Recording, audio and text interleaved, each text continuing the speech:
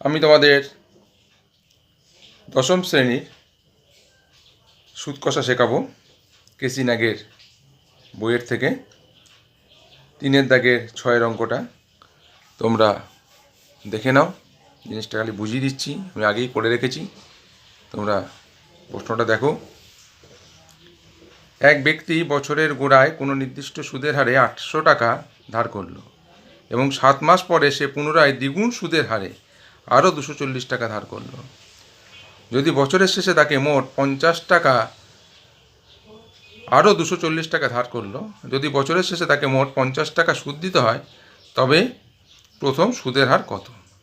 তাহলে এক ব্যক্তি বছরের গোড়ায় কোনো নির্দিষ্ট সুদের হারে 800 টাকা ধার করলো এবং 7 মাস পরে সে পুনরায় দ্বিগুণ সুদের হারে আরও 240 টাকা ধার করলো। যদি বছরের শেষে তাকে মোট 50 টাকা সুদ দিতে হয়, তবে প্রথম সুদের হার কত? এই সুদের হারটা বার করতে হবে। তাহলে প্রথম ক্ষেত্রে আমরা কি করেছি,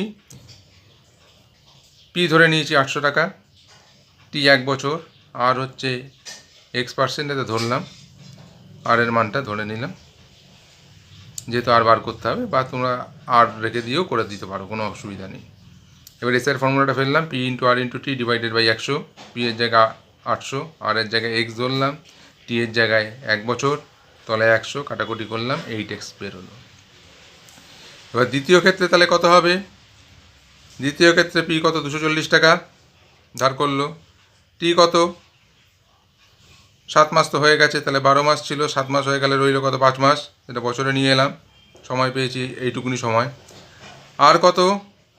2 গুণ, বলে দিয়েছে দ্বিগুণ সুদের হারে,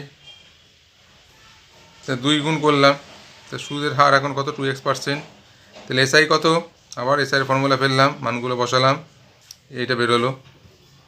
পি এর জায়গায় 240, আর এর জায়গায় 2x, টি এর জায়গায় 5 12, তাহলে 100, কাটাকুটি করলাম, এই টাকাটা বেরোলো। তাহলে প্রশ্ন অনুসারে তাহলে মোট সুদ কত বলেছে? তাহলে বলেই দিয়েছে 50 টাকা। তাহলে মোট সুদ 50 টাকা। তাহলে মোট সুদ মানে কত? প্রথমে পেয়েছিল কত? 8x, পরে সুদ পেলে কত? 2x, সমান তাহলে 50 বলা যায়। 8x আর 2x যোগ করা হলো, দেখো কত হবে? তাহলে 10x। 8x আর 2x যোগ করলে কত হবে? 10x সমান 50 টাকা।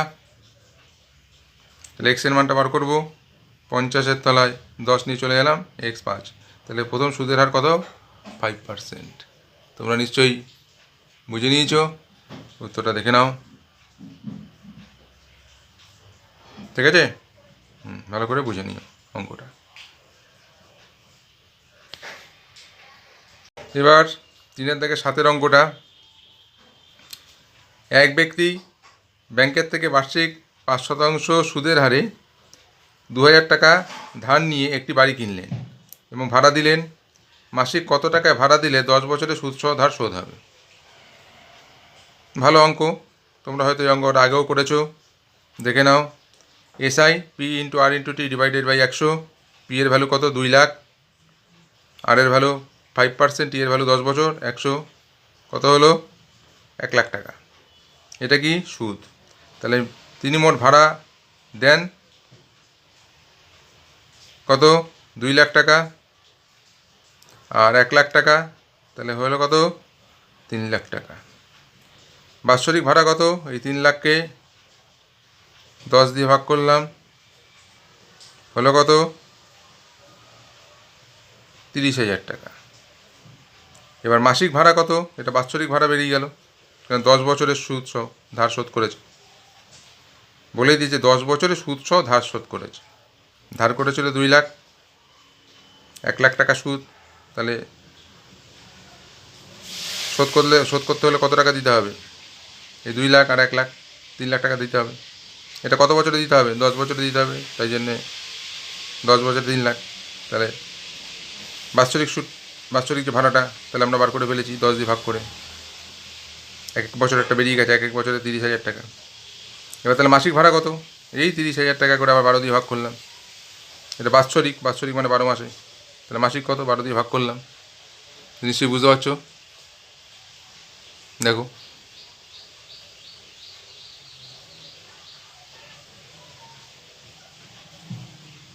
দেখেছো? SI P into R into T divided by 100, 2 lakh টাকা 5%, 10, তাহলে 100, 1 লাখ টাকা। এই যে 1 লাখ টাকা আমি যেটা মুখে বলছিলাম, এবার তোমরা অঙ্কটা দেখে নাও। তাহলে তিনি মোট ভাড়া দেন কত? 2 লাখ টাকা, 1 লাখ টাকা, 3 লাখ টাকা। তাহলে বাৎসরিক ভাড়া কত? 10 বছরের ভাড়া 3 লাখ। তাহলে বাৎসরিক ভাড়া কত? 10 দিয়ে ভাগ করলাম, 30,000 টাকা। তাহলে বাৎসরিক যদি 30,000 টাকা হয়, তাহলে মাসিক ভাড়া কত? 30,000কে 12 দিয়ে ভাগ করলাম, 2,500 টাকা। তাহলে মাসিক ভাড়া 2,500 টাকা। বাড়িটি ভাড়া দিলে 10 বছরে সুদসহ ব্যাংকের ধার শোধ হয়ে যাবে। তো তোমরা ভালোভাবে অঙ্কটা দেখে নিয়েছো, খুব সুন্দর অঙ্কটা, অবশ্যই পরীক্ষায় আসার মতন অঙ্ক। তোমরা ভালো করে দেখে বুঝে নাও অঙ্কটা। কোনো সমস্যা হলে অবশ্যই বলবে। অঙ্কটা দেখো তোমাদের, সেটা হচ্ছে 3 দাগের 8 অঙ্কটা। তোমরা দেখে নাও। প্রথমে প্রশ্নটা কি বলেছে ভালো করে দেখবে। কোনো আর্থিক সংস্থায় বার্ষিক সরল সুদের হার প্রথম 2 বছরে 8%, পরবর্তী 3 বছরে 8% এবং শেষের বছরগুলিতে 10% হলে কত পরিমাণ অর্থে 6 বছরের সুদ 1,500 কোটি টাকা হবে? এবার আমরা অঙ্কটা করি। দেখো, ধরি মূলধন X টাকা। তাহলে প্রথম 2 বছরের সুদ কত? প্রথম 2 বছরের সুদ কত হবে? এসআই বার করেছি, সেই সিম্পল ইন্টারেস্টের formula P/R/T divided by 100। P এর জায়গায় X ধরেছি, এই যে মূলধন ধরে নিয়েছি আমরা, ধরি। আর মানে কত? প্রথম বছর 8%, তার পরের বছর 8%, 2 বছরে কত হলো? 4x/25 টাকা। আবার পরবর্তী 3 বছরের সুদ, পরবর্তী 3 বছরের সুদ। আবার এসআই ধরেছি, P/R/T ডিভাইডেড বাই 100। পি এর ভ্যালুটা কত? সেই x টাকা। আর এর ভ্যালু আর কত? 8%। টি কত? 3 বছর, তাহলে 6x/25 টাকা। প্রথম 2 বছরে দিয়েছে কত? প্রথম 2 বছরে, এই যে প্রথম 2 বছর, প্রথম যে 2 বছর সেটা কি 8% হারে, তাই জন্য এখানে 2 ধরে করা হয়েছে। আর পরবর্তী 3 বছর 8%, তাহলে পরবর্তী যে 3 বছর সেটা কি ধরে করা হয়েছে? 8% ধরে করা হয়েছে 3 বছরে। 3 বছরটা বার করা হয়েছে, এই জায়গাটা ভালো করে বুঝবে। এই টাকাটা বেরোলো। তাহলে মোট বছর কত বলেছে? 6 বছর। 6 বছরের সুদ 1,500 কোটি টাকা। তা 6 বছরের মোট বছর তো 6 বছর, তা 6 বছরের সুদ। তাহলে শেষের বছর তাহলে কত বাকি রইল? 5 বছর তো হয়ে গেল। শেষের বছর তাহলে কত? 6 থেকে আমরা 5 বছর বাদ দিলাম, রইল কত? 1 বছর। জিনিসটা বুঝতে পেরেছো? তা শেষের বছরগুলিতে তাহলে সুদ কত হবে? এসআই বার করলাম, P/R/T ডিভাইডেড বাই 100। সেই P X টাকাই আছে। আর কত? 10%। টি কত? 1 বছর। তলায় কত? 100। তাহলে x/10 টাকা। এটা শেষ বছর, শেষ বছরের। তাহলে মোট সুদ তাহলে কত হলো? প্রথমে ছিল 4x/25 টাকা। তারপরের বছর কত হলো? পরে 3 বছর 6x/25। তার আর 1 বছরের কত হলো? x/10। তা মোট সুদ কত হবে? প্রশ্নেই বলে দিয়েছে 1,500 কোটি টাকা। এবার আমরা কি করলাম? 25 10-এর লসাগু করলাম 50। 25 দিয়ে 50কে ভাগ করলাম, কত হলো? 2। 2-এর সাথে 4 গুণ, 8x। এটাও তাই করলাম, এটাও তাই করলাম। 8, 12 আর 5 যোগ করলাম, 25 হলো, তলায় 50, 1,520। 25 আর 50 কাটাকুটি করলাম, 25 একে 25, 25 দুগুণে 50। তাহলে নিচে রইল 2, উপরে রইল কত? x। তাহলে x সমান সমান কত? 2 দিয়ে 1,500কে গুণ করে দিলাম, মানে ক্রস গুণ, 3,040 টাকা। তাহলে মোট অর্থের পরিমাণ কত হলো? এই জায়গাটা ভালো করে বুঝে নেবে। মোট অর্থের পরিমাণ 3,040 টাকা। তোমরা নিশ্চয়ই বুঝে নিয়েছো অঙ্কটা। ভালো করে তোমরা বোঝার চেষ্টা করো। কোনো সমস্যা হলে কমেন্টসে জানাবে, এটা নিয়ে আলোচনা করা যেতে পারে। এরপরে যে অঙ্কটা দেখাবো, 3 দাগে 9 অঙ্কটা বেশ বুদ্ধির অঙ্ক। তোমরা অঙ্ক শিখতে চাইলে এটা শিখতে পারো। দেখো কীভাবে করেছি, বেশ বুদ্ধির অঙ্ক এইটা। এক ব্যক্তি তার 3 পুত্র A, B, C এর মধ্যে তার সঞ্চিত অর্থ 15,860 টাকা এরূপ ভাগ করে দিলেন, যাতে তারা যথাক্রমে 2 বছর, 3 বছর এবং 4 বছর পর সমপরিমাণ অর্থ পায়। 2 বছর পর, 3 বছর পর, 4 বছর পর সমপরিমাণ অর্থ পায়, মানে একই টাকা পাবে। যদি বার্ষিক সুদের হার 5% হয়, তবে পুত্রদের মধ্যে বণ্টিত অর্থের অনুপাত কত হবে, যে টাকাটা তাদেরকে ভাগ করে দেওয়া হয়েছে তার অনুপাতটা কত হবে সেটা তোমাকে বার করতে হবে। লেন্দি অঙ্ক, বেশ লেন্দি অঙ্ক। তোমরা দেখো, ধরি এ পায় এক্স টাকা, বি পায় ওয়াই টাকা, তাহলে সি কত পায়? তার সঞ্চিত অর্থ কত ছিল? 15,860 বিয়োগ এ টাকা আর বি এর টাকাটা বিয়োগ করে দিলাম, এত টাকা। তাহলে এ সুদ পায় কত? এক্সের ওপর 5% বার করলাম। বি সুদ পায় কত? P into R into T divided by 100। P এর মান ওয়াই, আর এর মান 5, টি এর মান আছে 100। পি ওয়াই আর 5, টি কত? 3, তাহলে 100। 3y বাই 20 টাকা। এটাকেও তুমি এই ফর্মুলাটায় করে দিতে পারো, ওই যে সেরকম তোমরা হয়তো আমি করে ফেলেছি। এই যে সেই এসের ফর্মুলাটা লিখবে, P into R into T divided by কত? 100। পি এর ভ্যালু কত? এক্স, আর এর ভ্যালু কত? 5%, টি কত? 2 বছর, তলায় কত? 100, 5 কোটি কত? 100, 2 দিয়ে কাটলে কত? 10, এক্স বাই 10 টাকা। এটা এরমভাবে তোমরা করতে পারো, কোনো অসুবিধা নেই। আমি ওরমভাবে করে দিয়েছি, হয়ে গেছে। তাহলে সি কত পায়? সি এর সুদ, এটাও ওরমভাবে বার করেছি। পি এর ভ্যালু ওই যে মাইনাস করে বার করে নিয়েছি। সেই 5%, আর এর ভ্যালু 5%, টি কত? 4, কাটাকুটি করলাম 5 দিয়ে আর 4 দিয়ে কাটাকুটি করেছি, এই টাকাটা বেরিয়েছে। তাহলে এ কত? এবার এ মোট টাকা পায়, প্রথমে পেয়েছিল এক্স টাকা আর সুদ যোগ করলাম। বি টাকা পায়, ওয়াই টাকা পেয়েছিল, সুদ যোগ করলাম। সি মোট কত পায়? এটা সি পেয়েছিল, তার সাথে সুদটা যোগ করলাম। 5 লসাগু, 5 দিয়ে এটাকে গুণ করে নিলাম। 15,460কে 5 দিয়ে গুণ করলে এত টাকা হবে। 5-এর সাথে এক্স গুণ করলে 5x হবে, ব্যাকেটটা তুলছি, প্লাসে মাইনাসে মাইনাস। 5-এর সাথে ওয়াই গুণ করলে 5y হবে।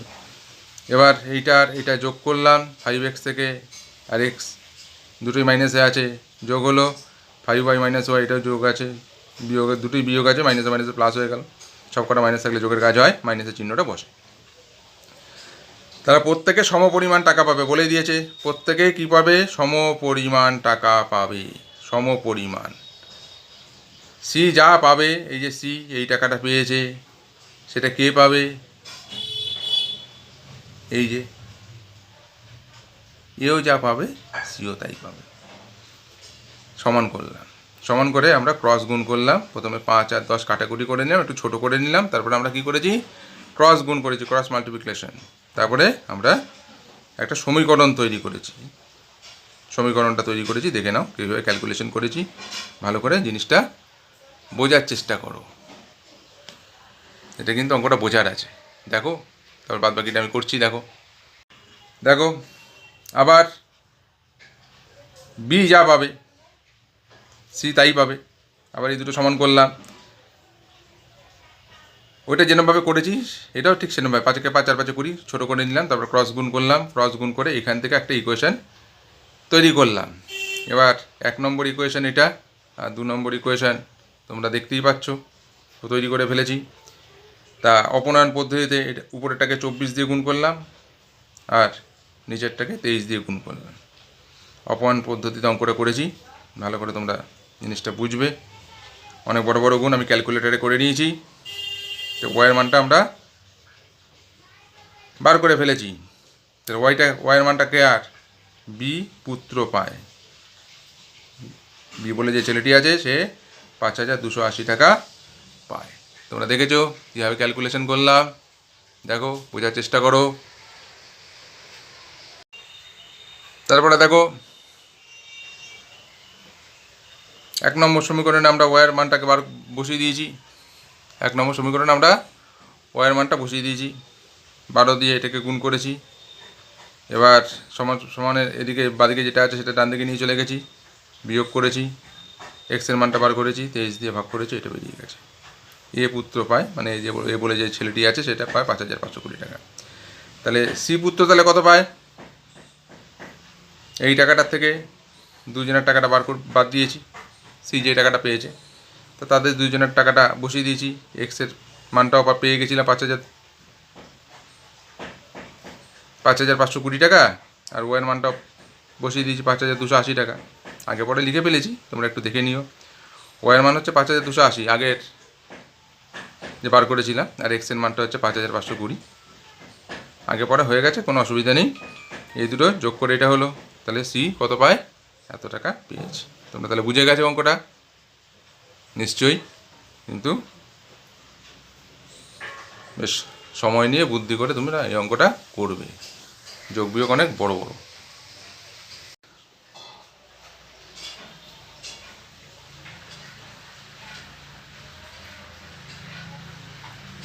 তিনের দাগে 10 অঙ্কটা দেখো।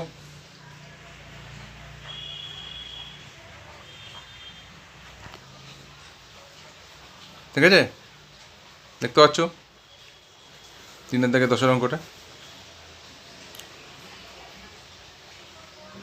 কি বলেছে? ঘনশ্যাম বন্ধু তার সঞ্চিত অর্থ সমানভাবে দুটি ব্যাংকে 14.12% এবং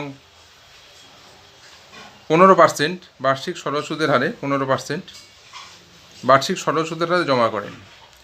2 বছর পর তার প্রাপ্য সুদের অন্তর মানে বিয়োগফল, দুটো যে সুদ পেয়েছে, এই যে একটা এত পার্সেন্ট হারে, একটা % হারে, তার অন্তর হচ্ছে 4,720 টাকা। তিনি প্রত্যেক ব্যাংকে কত টাকা জমা করেছেন? এটা 9 অঙ্কটার থেকে অনেক সোজা অঙ্ক। ধরে তিনি প্রতিটি ব্যাংকে X টাকা জমা করেছেন, তাহলে প্রথম ব্যাংকে পি হচ্ছে X, আর হচ্ছে টি হচ্ছে এত। এস এর ফর্মুলা ফেলেছি, এস এর ফর্মুলা ফেলে এবার দেখো কী করে করেছি। পি এর মানটা বসিয়েছি X, আর এর মানটা এত, টি এর মানটা বসিয়েছি। 14 দুগুণে 28 টাকা 29-এর 2 দিয়ে কেটেছি 29x/100। এই টাকাটা আমরা প্রথম ব্যাংকের থেকে পেয়েছি। দ্বিতীয় ব্যাংকেরটা এই সাইডে করে দিয়েছি, দেখে নাও তোমরা। পি সেই X টাকাই আছে, খালি আর পাল্টে গেছে, রেট অফ ইন্টারেস্টটা পাল্টে গেছে। আগে ছিল 14.5%, আর এই ব্যাংকে 15%। ই হচ্ছে সেই 2 বছর। আবার এস এর ফর্মুলা ফেলেছি, মানগুলো বসিয়েছি, কত টাকা বেরিয়েছে, এই টাকাটা বেরিয়েছে। এবার প্রশ্নে বলে দিয়েছে তাদের সুদের অন্তর 4,720 টাকা। আমরা প্রশ্ন অনুসারে করে দ্বিতীয় ব্যাংকের থেকে প্রথম ব্যাংকে বাদ দিয়েছি 4,720 টাকা। এবার 10 আর 100 লসাগু 100, তোমরা দেখে নাও, বুঝে নাও। এবার 10 দিয়ে 100কে ভাগ করেছি, 10 হয়েছে। 10 দিয়ে 3কে গুণ করে 30, 100 দিয়ে 100কে ভাগ করলে 1, 1 এর সাথে 29 গুণ করলে 29x। এবার তারপরে ক্রস গুণ, এর তলায় 1 আছে, এটার সাথে এটা গুণ, এটার সাথে এটা গুণ, আগে বিয়োগটা করে নেওয়া হয়েছে। 30x থেকে 29x গেলে x টাকা, এটার সাথে এটা গুণ করে এটা। তাহলে তিনি প্রত্যেক ব্যাংকে কত টাকা করে জমা রেখেছেন, এই টাকা জমা রেখেছিলেন। এটা খুবই সোজা অঙ্ক, এটা পরীক্ষায় মাধ্যমিকে পরীক্ষায় আসার মতন অঙ্ক। তোমরা এটা ভালো করে শিখো, খুব ভালো করে করবে, বারবার প্র্যাকটিস করবে। যত প্র্যাকটিস করবে অঙ্কে তোমরা ততই পারদর্শী হবে। এই কথা বলার অপেক্ষা রাখে না, কিন্তু বুঝে করবে। অযথা না বুঝে মুখস্থ করতে যেও না। তোমরা নিয়ম মুখস্থ করো, টেকনিকগুলো মুখস্থ করো, কোন কায়দায় কী অঙ্ক করা হচ্ছে সেগুলো মুখস্থ করো, প্রশ্নটাকে ভালো করে বোঝার চেষ্টা করো। যদি সেটা করতে পারো তবে তোমরা অঙ্ক শিখতে পারবে। আর অঙ্ক একবার শিখলে তোমাদের কাছে কোনো অঙ্কই কঠিন বলে মনে হবে না। এটা আমার এত বছরের অভিজ্ঞতা, সেই অনুযায়ী আমি তোমাদের কথা বলছি। আর বিশেষ করে মাধ্যমিকে খুব কঠিন প্রশ্ন আসে না। তোমাদের এই বইটা করলে তোমরা পরবর্তীকালে যে কম্পিটিশান লড়বে তাতে তোমাদের খুবই খুবই কাজে আসবে, এটা আমি বলতে পারি। ভালো করে প্র্যাকটিস করো, সেই উদ্দেশ্যেই আমার এই কাজ করা।